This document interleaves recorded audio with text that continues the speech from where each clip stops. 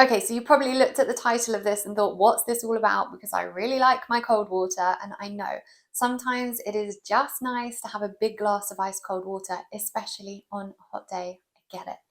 But it's actually not good for you. So in Ayurvedic medicine, it's believed that drinking cold water causes imbalances and actually slows down digestion. It dampens the fire, or what they call the agni, which is needed in order for us to digest food properly. It also turns out that room temperature water will actually hydrate you better than cold water, especially after a workout, and will make you sweat less. Amazing.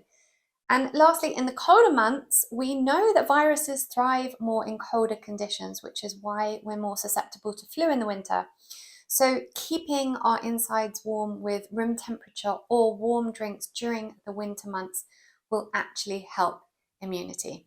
So, there we go. All the reasons you need to stop drinking that ice cold water and start drinking room temperature water.